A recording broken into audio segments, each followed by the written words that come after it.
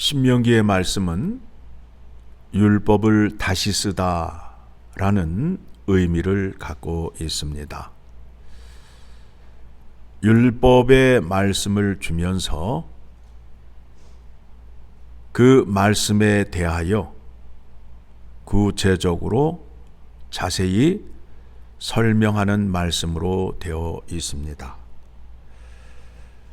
1절의 말씀을 보게 되면 모세가 이스라엘을 불러 하는 말씀이 이스라엘아 오늘 내가 너희의 귀에 말하는 규례와 법도를 듣고 그것을 배우며 지켜 행하라. 자, 여러분 이제 생각을 해 보셔야 됩니다. 지금 이 본문의 상황을 먼저 이해하시게 되면 우리의 믿음에 적용할 수가 있습니다. 자, 이스라엘 백성들이 애굽 땅에서 율법을 받았습니까? 아니지요. 이스라엘 백성들이 애굽 땅에서 구원을 받을 때에 율법을 지켜서 구원을 받았습니까? 아니에요. 하나님의 전적인 은혜로 애굽 땅에서 구원을 받았어요.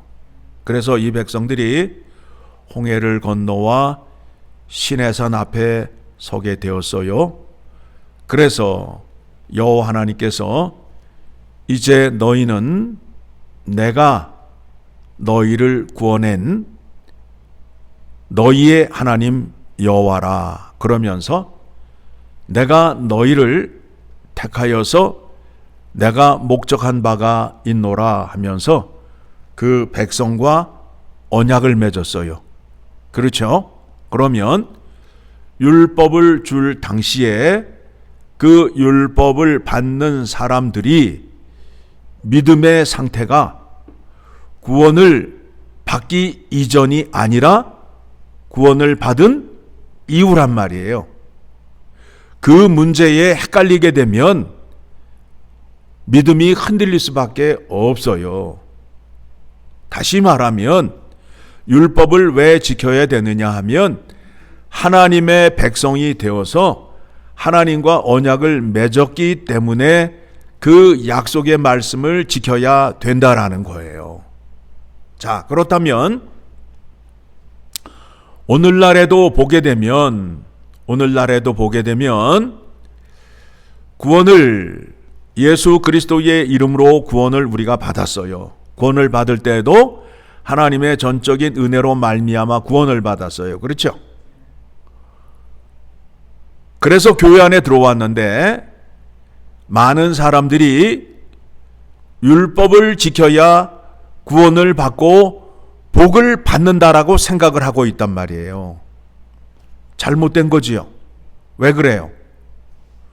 이미 구원을 받아서 하나님의 백성이 되었기 때문에 율법을 지키는 것은 당연하다는 거예요. 그 차이를 모르고 있어요, 지금.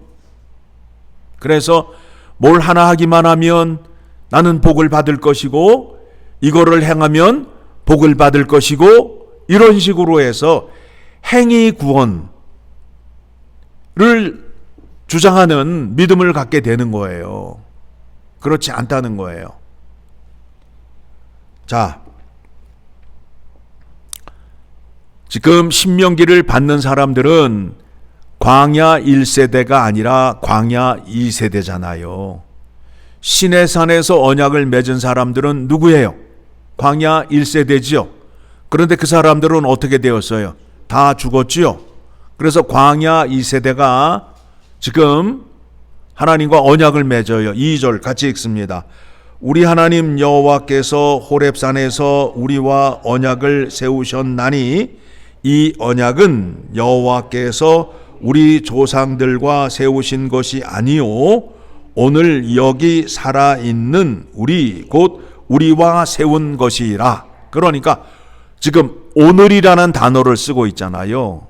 오늘이라는 단어를 쓰고 있다고요. 우리라는 단어가 있어요. 오늘 우리라고 말하는 것은 예수 그리스도의 이름으로 구원을 받은 백성이 하나님 앞에 섰을 때에 하나님과 언약을 맺게 되잖아요. 무엇으로 언약을 맺어요? 율법으로 언약을 맺잖아요. 율법으로 언약을 맺었어요. 그래서 나는 너의 하나님이 되고 너희는 내 백성이 되리라 라는 거로 가는 거예요. 그 문제가 해결이 안 되게 되면 믿음 생활이 이리저리 흔들리고 복잡해지는 거예요. 자, 우리가 예수 그리스도의 이름으로 구원을 받아서 하나님과 언약을 맺게 되었습니다. 그래서 하나님은 나의 하나님이 되고 나는 하나님의 백성이 되어.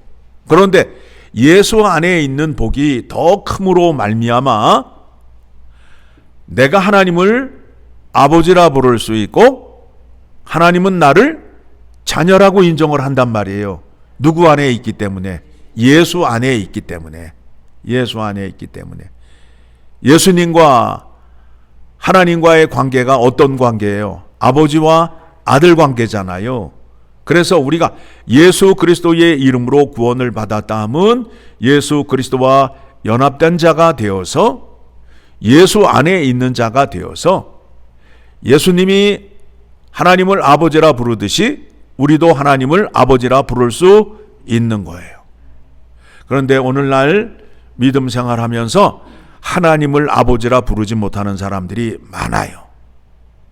많아요. 왜 그런가 하면 예수 그리스도의 구원의 은혜에 대한 확신이 없기 때문에 그렇다는 거예요.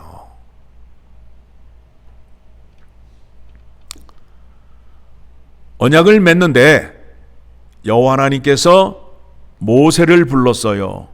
모세를 불러서 모세를 중보자로 세워서 말씀을 주시면 그 말씀을 모세가 듣고 내려와서 백성들에게 전하고 백성들이 좋다고 하면 모세는 다시 산 위로 올라가서 하나님께 백성의 뜻을 전하고 중보자로 세웠어요. 그 이유가 무엇이냐 하면 백성이 여호와의 음성을 들으니까 백성들이 어떤 마음을 가졌다고요? 두려운 마음을 가졌다는 거예요. 죽을까 하는 마음을 가졌다라는 거예요. 그래서 하나님과 백성 사이에 중보자를 세워서 하나님은 중보자를 통하여 말씀하시고 중보자는 하나님의 뜻을 백성에게 전하고 또 백성의 뜻을 중보자에게 얘기하면 중보자는 하나님께 전하는 그와 같은 구원의 믿음의 방식을 쓰고 있는 거예요. 그래서 옛 언약에서는 중보자가 모세가 되지만 새 언약에서는 누가 돼요? 예수 그리스도가 되는 거란 말입니다.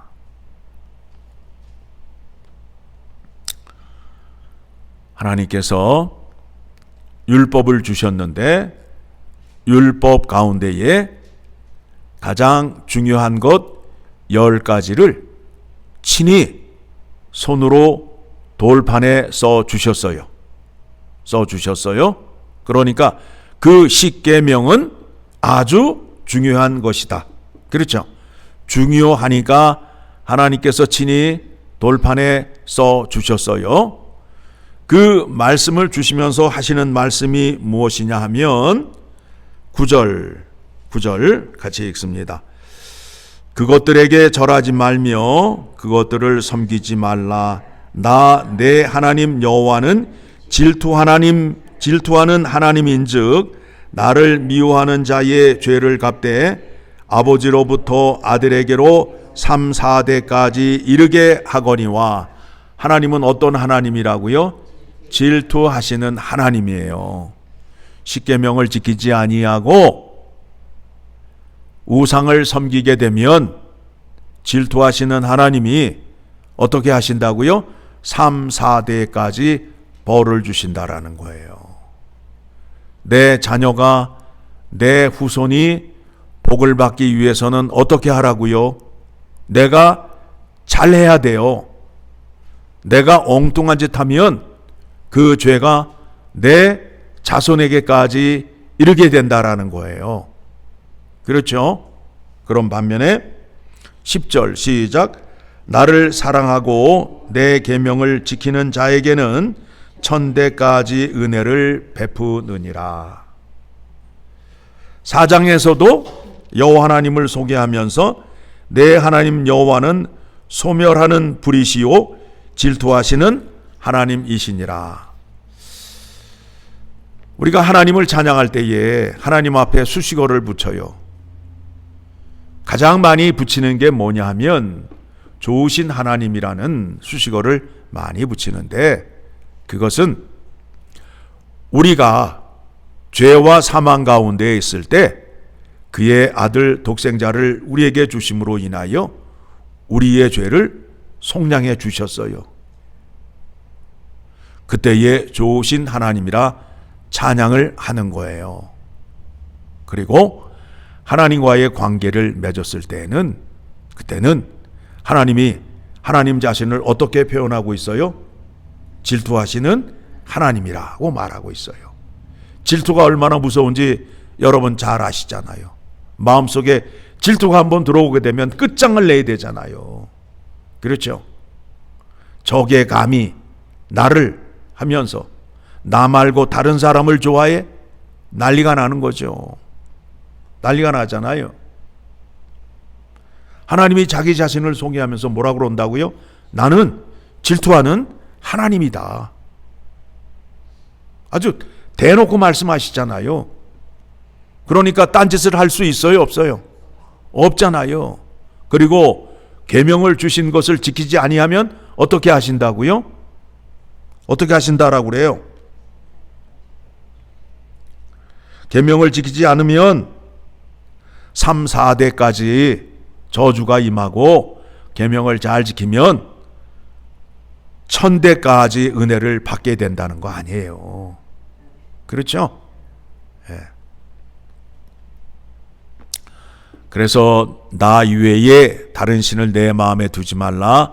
너를 위하여 우상을 만들지 말라. 여호와의 이름을 망령되이 일컬지 말라. 안식일을 거룩히 지키라. 내 부모를 공경하라. 살인하지 말라. 간음하지 말라. 도둑질하지 말라. 거짓 증거하지 말라. 내 이웃의 것을 탐내지 말라. 자, 예수 그리스도의 이름으로 구원을 받아 하나님의 백성이 되었다면 이것을 당연히 지켜야 될까요? 안 지켜야 될까요? 지켜야 된단 말입니다. 안 지키면 어떻게 된다고요? 3, 4대까지 저주가 임한다라는 겁니다. 많은 사람들이 십계명에 대해서 알고 있어요. 참 좋은 말씀이라 라고 해서 액자에 걸어서 벽에 많이 붙여놨어요. 그런데 그것을 지킬 수 있는 사람은 오직 예수 그리스도의 이름으로 구원받은 사람만이 지킬 수 있는 거예요. 알지만 못 지켜요. 알지만 못 지켜요. 왜 이웃의 것을 탐내요? 하나님이 자기의 주신 은혜가 부족하기 때문에 자기 힘으로 구하기 위해서, 자기 힘으로 채우기 위하여 이웃의 것을 탐내는 자리로 갈 수밖에 없다라는 거예요. 그런데 하나님의 구원의 은혜와 하나님께서 내게 주신 은혜가 족하다라고 생각하는 사람은 이웃의 것을 탐내지 않아요. 주신 것에 감사하며 살아가는 거예요. 자, 오늘 이 말씀의 결론이 33절 시작. 너희 하나님 여호와께서 너희에게 명령하신 모든 도를 행하라. 그리하면 너희가 살 것이요 복이 너희에게 있을 것이며 너희가 차지한 땅에서 너희의 날이 길리라. 자, 복받는 비결이 뭐라고요? 하나님의 명령, 규례와 법도를 지키는 거예요. 지키면 복을 받는 거예요. 지키지도 않으면서 땡깡을 쓰니 복을 받아요, 못 받아요? 법을 지키시라고요. 하나님은 그렇게 우리에게 약속하셨습니다.